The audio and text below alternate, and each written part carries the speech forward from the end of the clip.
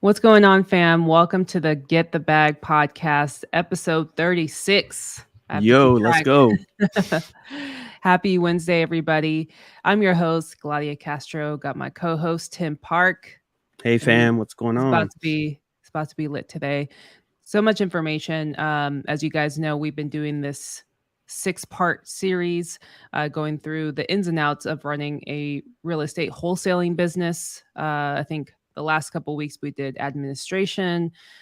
We did what else did we do? We did marketing, lead Mm-hmm. management, and now we're focusing on acquisitions.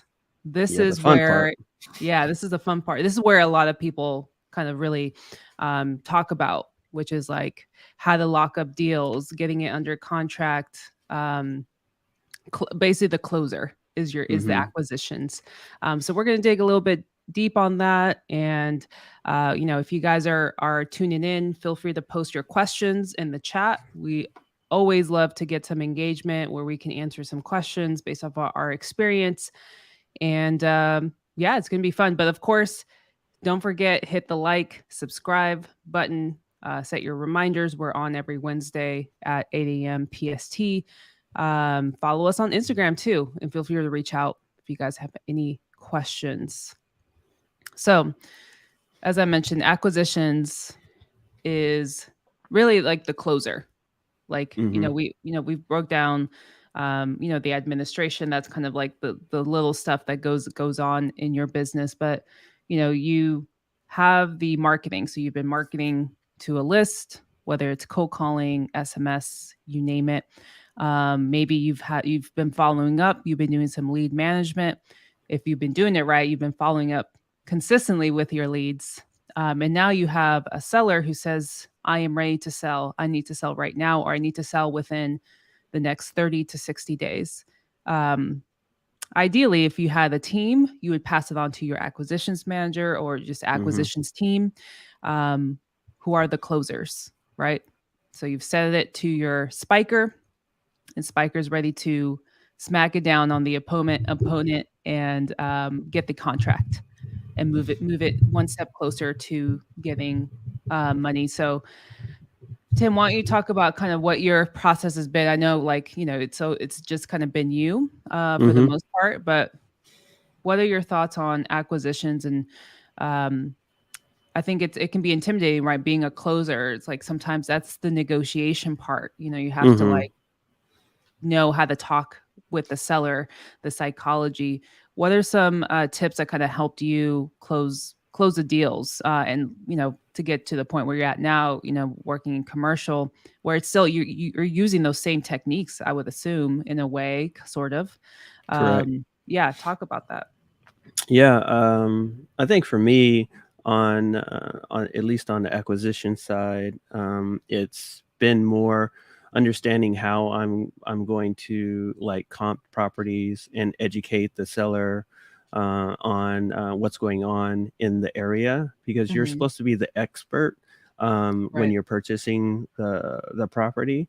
So a lot of the sellers are going by what they see on Zillow, going to see on other what people are telling them, their neighbors, what's going on in the area. So, by giving them certain statistics like what houses have sold in the area, as is properties, so we do like basically what's sold in the area, as is, and then we do ARV. We don't do the percentage. We just do kind of the as is method, and Right. we definitely or try to educate them, and then try to get a number out of them first. Mm. And that's one of the biggest things, is trying to get a number. If they're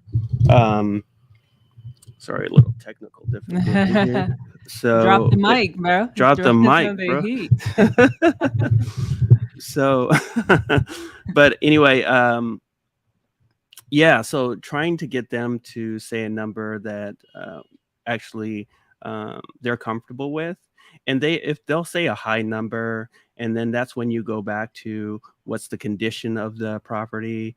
what's what they've kind of told you about the property, because there could be a hole in a roof or something, structural damage, or even they haven't done any kind of updates to the property, right? So you got to use that information to your benefit when you're negotiating a price with them. So Mm. everything that they have told you about the property, you kind of throw it back at them and tell them, hey, there's another property in the area that is very similar to yours, and it looks like they had updated kitchens, they had updated bathrooms. It looks like they have a extra living space as well. So all of Hmm. these add more value to the home, and so by educating them that these are some of the things that increase the value of the home, and if they haven't done anything, the price that you are going to offer or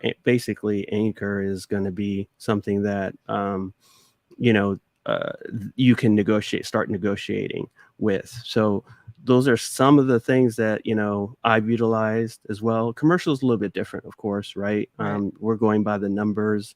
It's not a as is type of situation. So, Right. but some of the techniques of the negotiation part is there, right? Hmm. And then just understanding the story too. I think that's important. I think that gets lost too, because um, a lot of people don't know who you are. So explaining what you do in your process, so they understand, because some of them may never sold a home before. Right. So that gets into them being more comfortable with you and your process. And that's worked for me, especially just understanding what's going to happen after we agree on a price, and that sometimes lets their guard down on the negotiation part. Yeah, for sure. Tons of gems there. I think the one thing that stands out is framing. It's all about framing. Mm-hmm.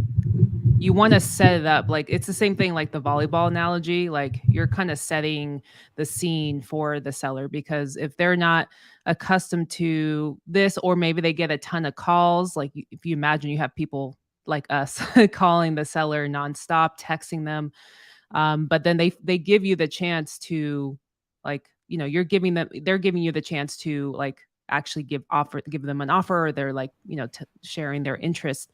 So you really want to frame it, and that's part of the negotiations of, like, the psychology of it is you want to set it up for the kill, for, like, to close it. So um what I found now is, like, we've been kind of prepping, right? We've been in, like, real estate really for about almost 2 years now. And now we're at a stance of in the market where things are shifting, right? Like Mm-hmm. things whatever's being listed now is kind of sitting in on the market now. Like, people are, like, lowering the price, like price deductions. And so it's a good opportunity for us to step in and Mm-hmm. not only educate the seller on what's happening in the market, but also it's a good way to practice, Mm-hmm. because now you have to find ways to, like, stand out against other people, because you're not the only one reaching out. So it's all how you frame. Of course, you want to build that Mm-hmm. relationship, build the rapport with the seller,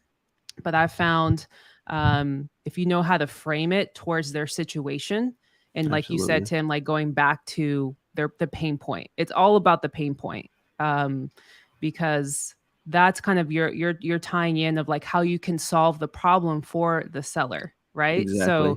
So if you can kind of tie in of, like, you're this superhero that's like, hey, you have this problem, and if the seller wants to resist, you'd be like, but you just told me that the tenants haven't paid for 3 months. What are you going to do if you don't sell? Sometimes sellers are just going to be stubborn, and that's where you want to follow up with them. But it's really important to frame, as you're negotiating, to frame the situation for the seller. And, you know, you'll see more success in that. And if you're struggling in closing and negotiations, you just have to make more offers. You just have to, like, put yourself out there, or, like, practice with people Mm-hmm. who are, in your group, in your support group. If you're struggling with that, Like you're only going to get better if you put in your reps. Like Exactly. it's as simple as that. So with any step or sector in a real estate wholesaling bit, it's all about the reps. It's all about practicing. And Mm-hmm. especially in this market, you really need to sell it to the seller of like, how am I going to solve this problem for you? Yeah. So that's kind of like what I've noticed too, in like all the skills we've learned, whether from Chris and or from other real estate influencers. Now is the time like where we're really implementing, and you're going to see like on the flip side, after we kind of come out of what this recession, however long it is, you're going to see like who actually has been putting in the work. Right. So you don't want to be left behind. Watch whatever videos, join that group, Mm-hmm. that's going to like take your skills to the next level to close these deals. And Right. like you said, you can take these skills on the higher level, like commercial, even. It's all like psychology. It's all like just It solving the is. problem. How are you solving the problem for the seller? Like that's kind of how you want to frame it. Yeah. And I think as you build up reps, I think you're going to get more confident, because when you're starting out, you're not sure if you're saying the right thing or you're asking the right questions. But as you get more reps and you get comfortable, first was, being shy, getting on the phones, you're not sure what you're going to say. But Right. once you start getting your reps in, practicing cold calling with your community, um, you know, uh, going back and forth on objections, right? And how to handle those objections, then I think you'll build more confidence, and then you will, have that rapport. Like you said, get more like, what's the pain point, and then you get into this kind of back and forth of negotiation and seeing what works for you, and what you can get from a buyer. Right. I mean, that's the other thing too, is like negotiating with buyers too. Like that's Oh yeah. something that's not really talked about either. And I think we mentioned this a couple weeks ago when we were talking about marketing, or just like kind of getting into wholesaling, like for on the low, like super cheap. Like there's still an entry cost to like getting started, but Mm-hmm. there's affordable ways to like to do it. But we are talking about our experience. I'm like, I didn't know I could like negotiate, or like I didn't know Mm-hmm. how to negotiate Right. with buyers, because buyers are going to look out for themselves. Of course, they're going to give you their lowest offer, and if you accept it, you're like, cool. But it doesn't mean, I mean, you don't want to toy with them, of course. But if you know, like, hey, it can be worth this much, or I can get it at this much, I mean, Mm-hmm. you can kind of like negotiate with the buyer a little bit. um but that's it's all in just talking with people, like just putting yourself out there and having that confidence, because when you don't have the confidence, the seller's going to tell. Buyers will also notice that as well. So it's like, there's a certain sound you put out, like Mm-hmm. when you're confident versus like Mm-hmm. timid, you're just kind of like stuttering, which starting out, like that was definitely me. Or just Me like too. yeah, like it's all in like putting in the reps. And it's just like also learning like how can you structure certain deals as well, like um Mm-hmm. creatively. You know there's no longer in this market is a cash offer the only option, Yeah. so to speak. You have to find different ways to get creative in offering solutions, and always coming in with value. Like that's something we've talked about too, is like, how can I add value to the seller or the buyer, whatever the case may be. But it's all about understanding there's more than the cash offer. So if you need to learn how to like pitch a creative offer, creative finance, subject to, there's like novations too, which I'm not, I'm kind of learning, kind of working on a deal, hopefully the JV with somebody. But learn these different techniques or join these groups where we're talking about this, and learn Mm-hmm. how are people pitching this to sellers. Because if you're only coming in with a cash offer, you're more likely, I mean, not to say you're not going to close deals, you will, if it's like, you've kind of followed those steps. But if you're not, helping out, or if you're not understanding like what else you can offer the seller, it's all about options. Like we like options as humans, like right, like give me what can work for me. If you only give me one option, I'm just going to be like, well, there's no place to Mm-hmm. go. But if you're giving them several options of like, hey, as a cash offer, we may not be the best buyer for you because given this market, we're going to be way below your asking, but you're asking this price. I may be able to do that if you're open to terms or if you're Right. open, if you're flexible, and just kind of leave it there and just, and that's going to pique their interest, right? That they're going to be like, what do you mean terms? Or like, what do you mean flexible? And you can be Mm-hmm. like, well, I can offer you more. Um, but this is what it would look like. You get some of it now, some of it later. Is that something you need? Obviously, it's not going to work for every seller. Some sellers need all the money to depending on their pain point and their situation. But more likely than not, people are going to opt for getting more money. Mm-hmm. It's going to pique their interest. So now you have to kind of work that, and it's all in reps, Yep. practicing how I can pitch that. So there's so many things that go into acquisitions and closing. It's not just a cash offer. Mm-hmm. So use this time now to learn and put in those reps. And yeah, ask the people in your community, like you said, like, because I think that's the biggest thing is like you're not alone in this, and you don't have to figure it out on your own. Right. If Right. you haven't gotten your first deal, like just focus on, even if it's just cash offer that or like understand, just stick with that, or ask somebody to JV with you that Mm-hmm. that you trust, that has kind of been in the game for a while, of like, hey, this person wants this, and um they may be open to other options, and then you can kind of work with somebody that way. But just it's just putting in your reps. That's all Yeah. we're gonna really keep saying throughout this episode. Yeah, 100%. I think, giving options gives you more chances to actually, lock up the deal, because you're solving an issue they may have on that. We all know that they said yes, they want to kind of sell, but how do they want to sell, right? And Mm-hmm. that's what you're trying to figure out and come to an agreement on. And if you have more than just one option for them to pick, then I think that will kind of solve the solution that's available for you to actually lock up that deal. And Right. I think, like you said, it's really, getting in those reps and learning and making sure that you have those options available. And it's okay, like, you can do it on the follow up. It doesn't, because you might come back and say, let me check with my finance manager, see if this number works. And Mm-hmm. then you follow up with them and say, hey, you know what, actually, we came back at this number, but I have another option for you that he brought up or she brought up, right? So, Mm-hmm. so you always can do it on the follow up. Don't think you have to do it right away, because you can go back Right. and ask your community. It was like, hey, I'm at this comp. Can you help me comp this? And then, someone might be more versed in creative financing. So, hey, throw this at the buyer or the seller, and Mm-hmm. see if that's an option. So, so don't always think you have to throw all the options out there, on the first call.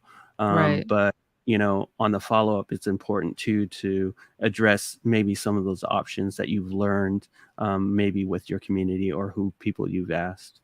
Yeah, that's such a great point. It's really important to just kind of, again, just put yourself out there. Um, Hmm. the first call that you ever have, whether you're cold calling or like if you're, even if you're doing SMS, like you kind of are vetting them, like it's all vetting. You want to gather as much information. So gathering the four pillars, which is property condition, timeline, motivation, and price, right? You want to Yep. gather as much information, or like, if you have a VA, you like, because that's how you'll identify, okay, is this a lead, is this a warm lead, is this a hot lead, like especially like the timeline, and mainly like the pain point as well, like what's the seller dealing with. So something that comes up often is it's a tenant occupied, they haven't been paying rent, or maybe they have, but anytime the owner wants to sell, maybe the tenants are like, no, I don't want to move, or I don't want to, they're just being resistant. So it's all about gathering all that information. And once you gather the information, listen, you guys don't have to have a huge team. Like I still am just a solopreneur or whatever, and I just kind of frame it where, Mhm. hey, let me consult with my finance like you always have to, Mhm. you want a good cop, bad cop, Yeah, and your 100%. finance manager, like Tim mentioned, is the bad cop. They're the ones, I didn't give you that offer, my finance manager did, right? Mhm. So you can frame it where you have a team that you consult with, but it's always you talking. Now, once you have a team, you may like pass it on to your acquisitions or your, like if I'm the cold caller, I'll be like, yeah, I have Tim. He's our acquisitions manager. He'll take care of you. I'm going to pass this information over to him. So if you happen to have any questions, he'll, you want to gas up the person. Mhm. But in a sense, I'm the same person following up. So the way I would do it is, okay, great. This is all the information. What I'm going to do is I'm going to consult with my team, specifically my finance manager, and we'll run the numbers and see what we can offer you. And I'll get back to you. And so that's a way where you're kind of referring back to your finance manager. So when you do the follow-up call to make the offer, then you can like, again, yeah, so I spoke to my finance manager and this is a property that we really enjoy. We're looking at 3 other properties right now, but this is the one we really, really like. And just kind of referring to that. And just being like, yeah, my finance manager, after running the numbers, we have to be somewhere around this price. What Mhm. do you think about that? Or you can kind of go look at the comps and be like, yeah, I saw this property here on this street on 123 Blue Street sold for this much not too long ago. Like, what are your thoughts on that? You're not really giving, you're kind of sensing a price because then they may come out, oh, just give me 80,000 and I'll be good. And if it's below your MAO, then you're in a good position. Right. Or if they're like, no, I will never take that, you know what? You're right. Let me check in with my finance manager and give you a call back, or you can put them on a hold and be Mhm. like, let me connect with them real quick and get back to you. So you can frame it in just being you. Like you don't have to have this grand team. It's all about your process, which we talked about kind of in the operations side of Yeah. things. Yeah, I mean, Elon here, yeah, reverse engineering the call by asking Mhm. sellers, have you considered type of questions to narrow down what solution to provide them, eliminates a lot of guesswork. Yes. So you don't want to go off of assumptions. Like you want to gather as much clear cut information, because that's kind of going to be your ammunition when you Mhm. give the offer. And if the sellers are resistant, you can be like, but I'm confused, Tim. You told me that the tenants haven't been paying. What do you mean that's you're not going to sell then? Mhm. I'm just trying to help you here. Where do you think you would need to be for this to be a win-win situation? And so you're kind of throwing it back at them. You're kind of pulling back in a way. And now you're putting the seller in a certain predicament, and they're like, well, I don't know. I may just list it. Okay. Well, if you want to list it, you're going to have to get some showings. You're going to have Mhm. to fix up the property. You're going to have to work with the tenants. Doesn't Mhm. sound like that's been something, do you think you think that'll work, or do you think that works for you? You may have to wait. Right now, properties are sitting on the market for a very long time. Yep. You want to like put these little like words in the seller to create some hesitancy, because it's not like you're lying to them. You're being No. like, you're keeping it real. It's just like you're framing it. It's all in the Mhm. framing. And then Right. you're going to get the seller to start thinking, be like, well, yeah, you're right. You want to like frame it to where your solution is the best solution. Because usually it is, right? Like we're offering the Absolutely. seller like a win-win. Ultimately, they need to sell the house. They need to sell it quick. They're not really going to do that with a realtor. Realistically, maybe depending on the market, but where the market's going right now, it's a little bit tough. So these are kind of things that you learn as you listen to other people call. There's tons of content on YouTube that you can Mhm. see how people manipulate, and I don't want to say manipulate, but like the way they kind of use their words to really like get information out of the seller. Right. So Right. yeah. No, I think that's key too, because I think if you uh, frame it to where you're a company and there's different roles, and you're always in contact with the seller and making sure that you're trying to work with the seller to get that offer price that they Mhm. want. And what they're doing is they're seeing you put in work to get that price. But going back to the framing part is like, hey, my finance manager came back with this. It was based off of, what you had told us about, non or the renovation that is needed for the house, or the tenants that are in it. They're not currently paying rent and they could not leave the premises. So, these are all factors within the conversation.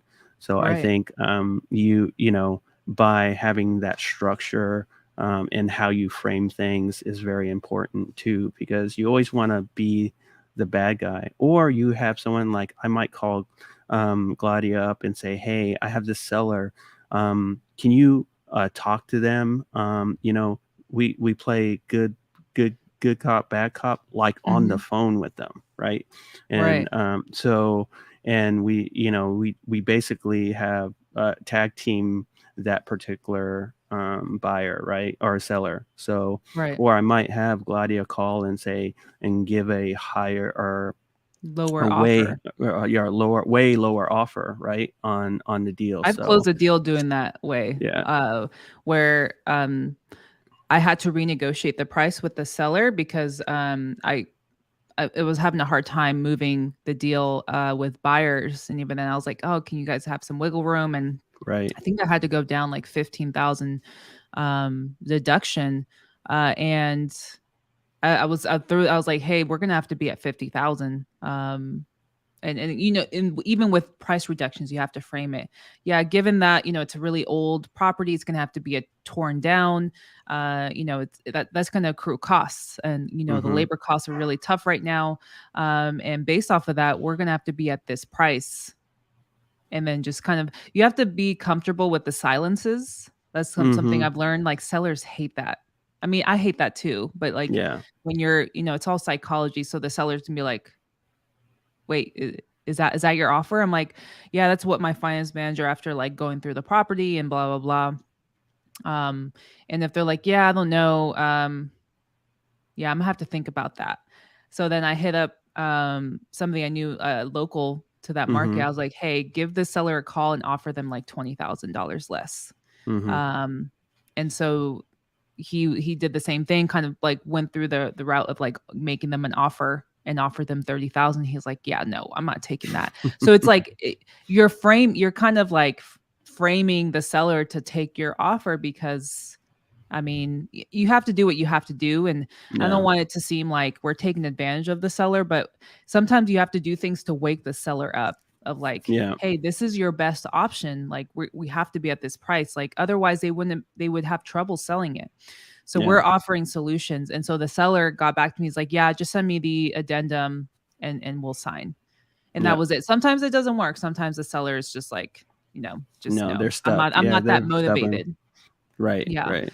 So it's important to identify these key things that sometimes you do have to do that, but it's all in like the framing. It's all in like how Mm-hmm. you present it. And to start off with, you may struggle a little bit, but you have to just practice and put in the reps. But it ultimately it's just solving problems. It's Yeah. just solving problems to get the contract signed. And even now, like you don't have to go to see the property to get the agreement. Is it can all be done electronically, and I don't like wasting time. I did that in the beginning where I would go check out the property first and then Mm-hmm. put in an offer because then we can go taking pictures. But why waste your time? The Waste seller of time. the Yeah. seller can like reject your offer, and so you just did the most having to drive there or like pay somebody. Now it does depend. Maybe if you do have, sometimes sellers are old school. It's like, no, I need a handshake or whatever. And like maybe then you have to kind of get creative. And I've learned in this game, it's all about getting creative. Mm-hmm. But if you can kind of word it where you're like, well, you see, it's like it costs money to get an inspector out there. And so to show you how serious we are, we like to get it under contract. And once we get under Mm-hmm. contract, like um, we still need to do our due diligence, but we rather do that, like have that commitment first with you. Now we'll have to go in and verify the information you provided us. and I always use the example, like, if we go in there and there's a hole in the roof, or, vice versa, that's something to get them to understand, like, please sign the agreement first, so to Mhm. speak. Mhm. So you guys can do all that through like DocuSign. And I think Yep. a couple episodes ago we did like how you can get some electronic signatures for free Yeah. as well, Exactly. not just DocuSign. So, yeah, it's already like 30 minutes. Like, I'm like, I there's so know much this could have been an information we hour just, one. yeah, yeah, totally. But I mean, there's so many things you can do out there. I think it's, again, just taking action. Yeah, and I think just once you have the confidence and you're giving the seller options, and then you're framing uh, the deal basically, and with the seller, and you have your uh, good cop bad cop strategy and what you're going to do, and then you lock up the deal with that, and then we basically send a document via DocuSign to get signed. Some people are old school, so you may have to have a carrier come over there and give them the documents, but or notary or whatever Or the case meet may be. the Yeah, seller out to yeah, get it you signed. meet them, the old school way. So it's not always going to work out the way you want it to. The things the we've seen it kind of all, really. I mean, because we've been through it, and we're still learning new ways There's a of new situation every yeah, time. Every every deal is time, not the every same. I mean, time. even for you, right? Commercial, it's Yeah, just not the same. absolutely. Absolutely. So, and the market has changed too. So, we're not getting as easy of deals now just because people are expecting more for their house. So that's why we're going back to framing and educate them on, hey, the market is shifting. You're not seeing it because it's not in the mainstream, but we're seeing it because we're in it every day. Right. Right, So right. just kind of educating them on that. And then the acquisition part is the fun part, because that's when you get to talk to the sellers. That's when you get to negotiate. You get to, come down on the price, or, you kind of just work the way you kind of, your personality comes out within the Mhm. acquisition part, right? And how Right. you want to negotiate, and how you want to talk to the sellers too, because and that's how you lock up the deals, right? So be yourself, use these strategies, and you will be able to kind of close a deal. And we're happy to help you out. We're happy to call the seller for you. Whatever you need, we're here for you. So That's right. um, Yeah. I mean, to close out, some tips. I mean, like you said, I think acquisition is actually the easiest. yeah, yeah. Um, I'm saying it's like, it's not like it's rocket science, but it is fun because it's like there's like that like feeling of getting your contract signed or getting the verbal agreement. Of course, you still need, it's all about making as many offers, and people are going to say no. Not everybody's going to take your offer. So you want to follow up and create a process with that. But acquisitions is probably the easiest and like the funnest, because you never know what you're going to get. It's like, Forrest Gump, the chocolate. It's like every deal can be, some deals are super straightforward, and it's great when you want to like, rejoice anytime you get those deals where it's like, oh, wow, like everything went right. But you're going to get those deals where it's like everything went wrong. And that's where you're going to be challenged. So it's just practicing, or like asking people around, like, hey, have you ever been through this situation before? And just kind of going from there. But, hope you guys are starting to like see, kind of paint the picture of like hmm these levels, right? Of what it takes to run a real estate business. Like I said, we just talked about last week, lead management, marketing, like it's all building up, right? Like hmm like starting from one level, and we're gearing up to close a deal. And so really hope you guys took a lot out of this. Again, feel free to reach out to us on IG, or comment down below, in the chat. We'd love to like get back to you guys. But these next couple weeks, we're going to be talking about dispositions and transactions, and I think those are actually the hardest, hmm because you're dealing with so many factors. The title company, you're also following up with the seller, and also talking to the buyers. Like that's a whole other ball game, that again, people don't really go into the details of this all. So I hope, like I said, you guys starting to see like paint the picture in your heads of like the buildup of it all. So really excited to go over dispositions. Because I mean, I would say maybe Tim, that's maybe more your arena of like, you've mainly been on the dispo side where people Mm-hmm. bring you deals and you talk with buyers and build that relationship. So I think that would be a really fun topic next week. Yeah. But anything you want to leave the people with before we log off? No, I think next week's going to be exciting. I love this topic today, and I hope it helped everybody, kind of get an understanding of the acquisition side of how it works and how we kind of work our businesses. So I hope that helps your business. Awesome. Well, thank you guys so much for tuning in and dropping love in the comments. We'll be back next week, 8 a.m. PST, 11 a.m. EST. We'll be talking dispo. Let's That's go. talking to buyers, title companies, you name it. It's going to be really great. Thank you guys so much. Enjoy the rest of your week. See y'all later. All right. See ya. Peace out.